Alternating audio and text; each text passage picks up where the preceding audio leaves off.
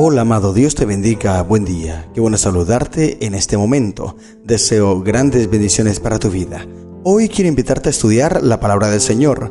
Nos corresponde leer el capítulo número 4 de la primera carta a Timoteo. En este capítulo, el apóstol se dirige a Timoteo, su hijo espiritual, y le proporciona instrucciones sobre cómo debe enfrentar las falsas doctrinas y también la apostasía que se estaba levantando, que estaba surgiendo en la iglesia de Éfeso. Recuerda que Timoteo es el pastor de la iglesia de Éfeso y el apóstol Pablo lo está puliendo para que lleve a cabo un buen liderazgo y la iglesia sea perfeccionada. Y en este capítulo 4, Pablo le enseña a Timoteo sobre la importancia de mantener la fe y la doctrina. Él le advierte a Timoteo que algunos se apartarán de la fe y se volverán hacia las falsas doctrinas.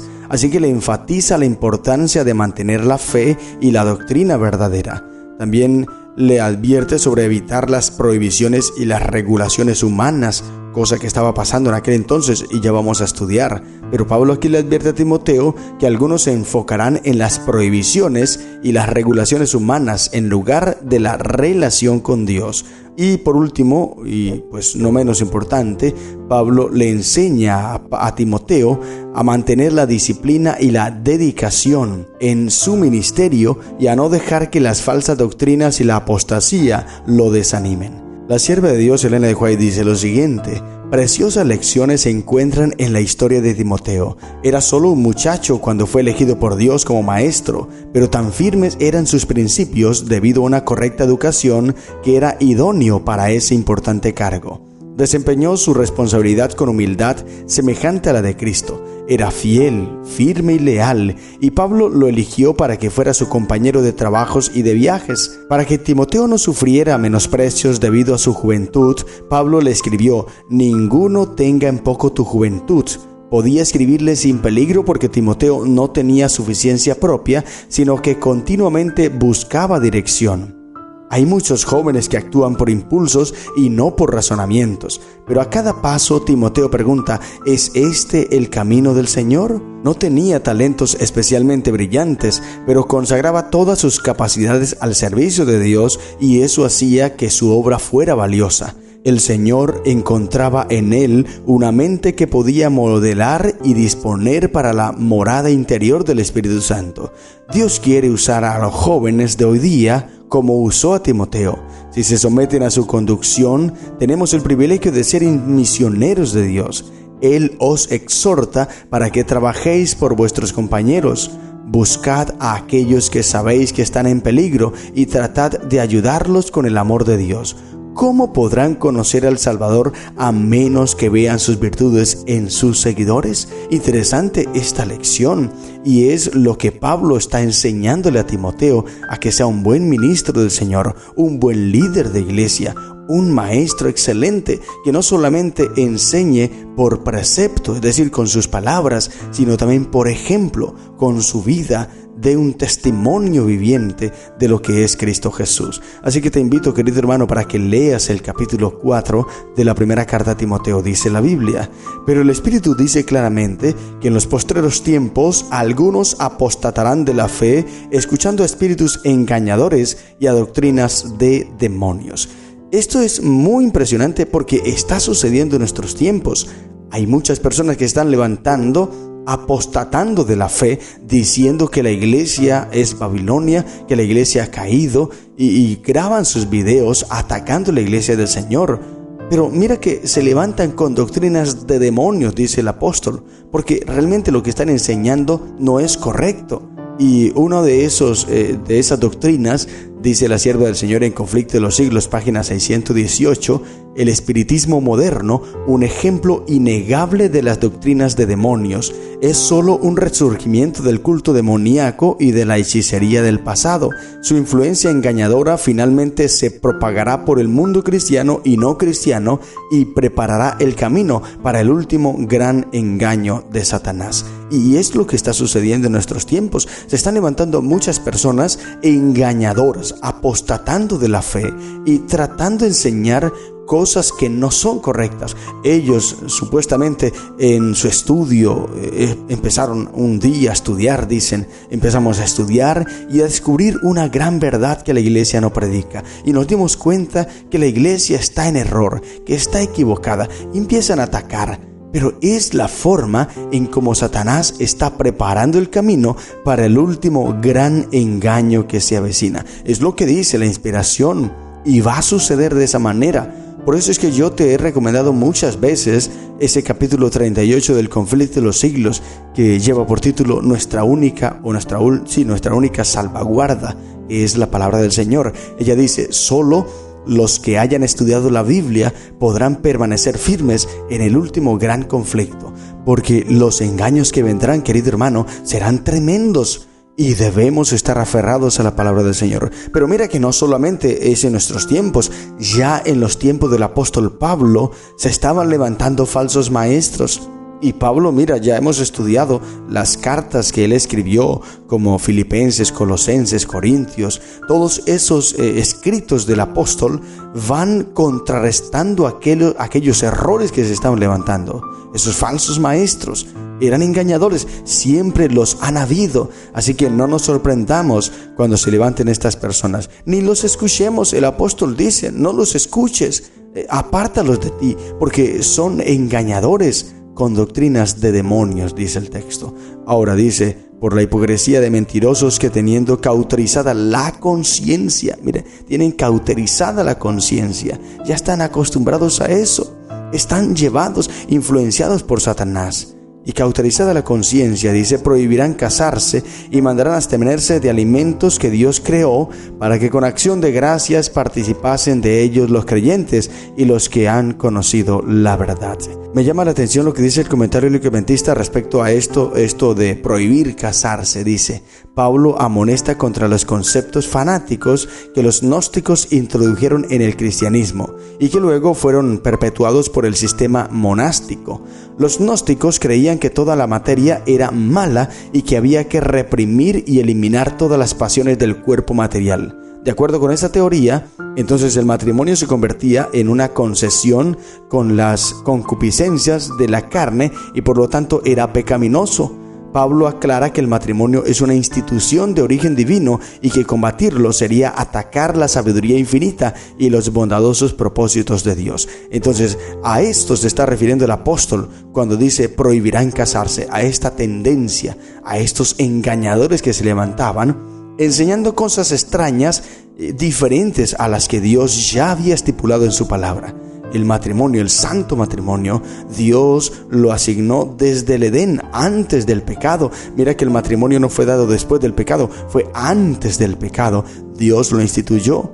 Ahora, los alimentos, dice, y aquí este versículo se ha prestado para aquellos hermanos que malinterpretan la Escritura y atacan la iglesia adventista, porque nosotros los adventistas del séptimo día, como bien sabes, nos cuidamos y predicamos acerca de un régimen alimenticio saludable. Pues predicamos de no comer carne y llevar un régimen vegetariano, pero algunos no son capaces de llevarlo. Entonces hablamos sobre qué carnes se deben comer y cuáles no. Eso es lo que dice la palabra del Señor en Levítico 11. El Señor Jesús lo dejó estipulado, pero hay muchos que hoy se levantan utilizando este versículo y atacando a la iglesia diciendo, mira, aquí el Señor está diciendo que se puede comer de todo. Y ese versículo del Antiguo Testamento queda abolido, porque aquí dice que todo se puede comer. Ahora, el versículo 4 es un poquito más fuerte, dice, porque todo lo que Dios creó es bueno y nada es de desecharse si se toma con acción de gracias. Y ahora el versículo 5 le pone más candela, dice, porque por la palabra de Dios y por la oración es santificado. Y entonces aquí dicen las personas, mira, sí se puede comer el cerdo, por ejemplo, porque es el animal inmundo que dice el texto bíblico y nosotros los adventistas no lo consumimos. Entonces dicen, ustedes los adventistas no comen cerdo, pero la Biblia dice que cuando tú te sientas y oras, ya ese alimento es santificado. Muy bien, eso es lo que ellos dicen. Pero ¿qué tanta razón tienen en este argumento? ¿Será que este versículo realmente se está refiriendo a los adventistas? Que prohíben, dice, los adventistas prohíben comer alimentos. Entonces la Biblia dice que esa es una secta y a ellos no hay que prestarles atención. Aquí los están mencionando a ellos. ¿Realmente estará mencionando el texto a los adventistas? Pues vamos a analizarlo. Por esto que dice, mandarán abstenerse de alimentos que Dios creó para que con acción de gracias participasen de ellos los creyentes. Aquí está la palabra clave, no tenemos que irnos a otros lugares. Aquí está la palabra clave, alimentos. Alimentos que Dios creó para que con acción de gracias participasen de ellos los creyentes. Bueno, entonces tenemos que irnos al principio en Génesis.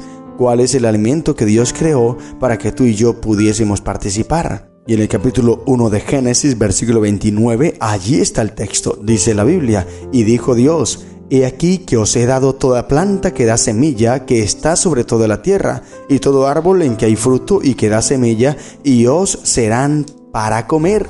Allí está el texto. Mira bien, dice, ¿cuál es el alimento que Dios le dio? Semillas, legumbres, frutas y todo esto, verduras. No habla de los animales de la carne. Ahora, si queremos hablar de los animales, pues vamos a Levítico 11. Allí está. Y si tú lees Levítico, te das cuenta que el cerdo no hace parte del régimen alimenticio que Dios le dio a los creyentes para que con acción de gracias participasen. El cerdo en la Biblia no aparece como alimento, así que el decir que aquí el Señor está tirando por piso aquello que dice Levítico 11 es totalmente equivocado. ¿Por qué? Porque en Levítico 11 solo los animales puros son los que sirven de alimento, lo estipuló Cristo. Los animales inmundos no son de alimentos. Dios no lo creó para alimentarse. Dios no lo creó con este fin, con este propósito. Son inmundos.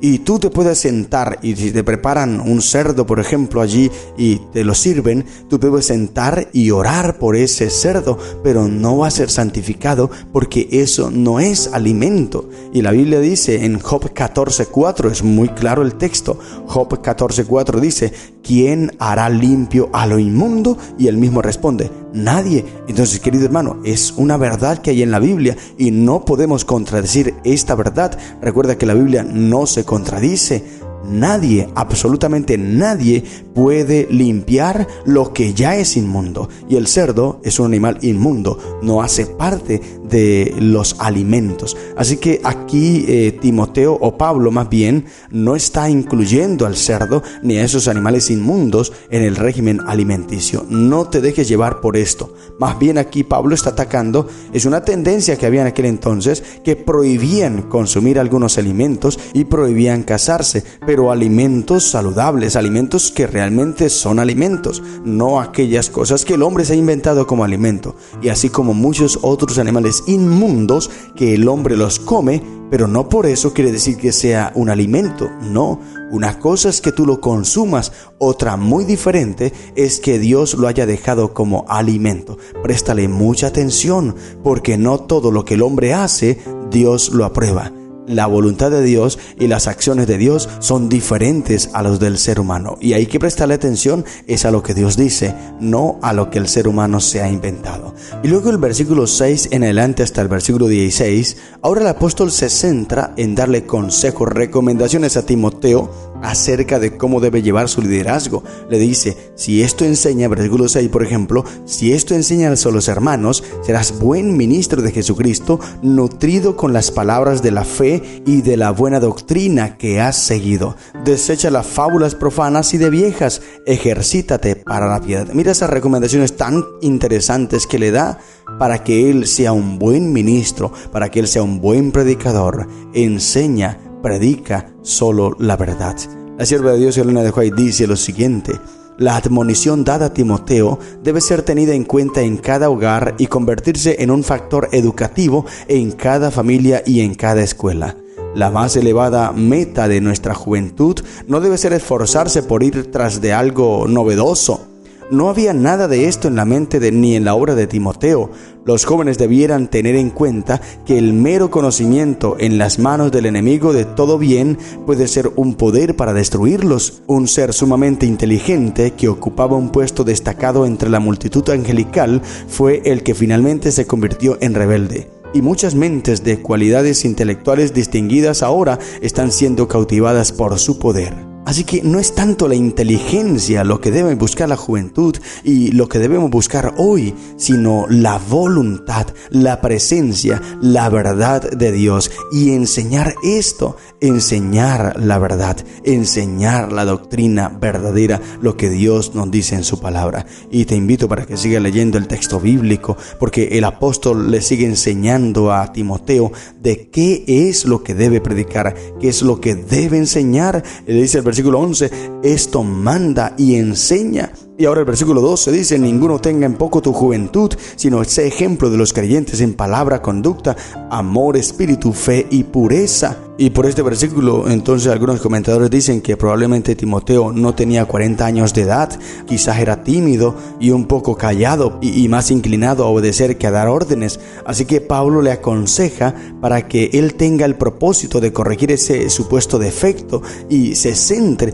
en enseñar, que no tenga temor de enseñar, que no se sienta mal o inferior por ser joven, porque Dios también puede usar a un joven de manera poderosa. No importa la edad que tengas, querido hermano, querido amigo, no importa la edad que tengas, querido joven, Dios te puede usar. Por eso que ninguno menosprecie o que ninguno te tenga en poca estima porque eres joven, porque Dios a ti también te puede usar si tú hablas y usas la palabra suya para enseñar a los demás. ¿Qué es lo que debía hacer entonces Timoteo? Le dice el versículo 13, que es algo para ti y para mí también. Dice, entre tanto que voy, ocúpate en la lectura, la exhortación y la enseñanza. La lectura es muy importante, querido joven, que tú leas y leas aquello que sirva realmente, aquello que te edifique. No leas basura, leas la palabra de Dios, leas los libros que edifiquen tu mente, que nutran y te pulan para enseñar, para corregir, para predicar la palabra del Señor. Eso es lo que debemos hacer y centrarnos en eso. Y luego le sigue diciendo muchas cosas más, pero quiero finalizar donde dice el versículo 16, ten cuidado de ti mismo y de la doctrina, persiste en ello, pues haciendo esto te salvarás a ti mismo y a los que te oyeren. Amén. Ten cuidado de ti mismo y de la doctrina, dice la sierva del Señor en Review and Herald del 19 de agosto del año 1902. Tú mismo necesitas la primera atención. Primero entrégate al Señor para ser santificado para su servicio. Un ejemplo de piedad será más eficaz para la verdad que la máxima elocuencia desprovista de una vida bien ordenada. Arregla la lámpara del alma y llénala nuevamente con el aceite del Espíritu. Busca de Dios aquella gracia, aquella claridad de comprensión que te capacitará para hacer una obra de éxito. Aprende de Él lo que significa trabajar por aquellos por quienes Él dio su vida. El obrero más talentoso puede hacer poco a menos que Cristo, la esperanza y la fortaleza de la vida, sea formado en su interior. Amén. Ahí está, querido hermano, la gran verdad. Querido joven, lo que debemos buscar es que Cristo esté en nuestro interior, esté en nuestro corazón y enseñar solo a Cristo Jesús. Si esto enseñas, si esto haces, entonces harás un buen trabajo, te salvarás a ti mismo y salvarás a los que te oyeren. Estas son las lecciones que encontramos en el capítulo 4 de la primera carta a Timoteo. Que el Señor te bendiga. ¡Feliz día!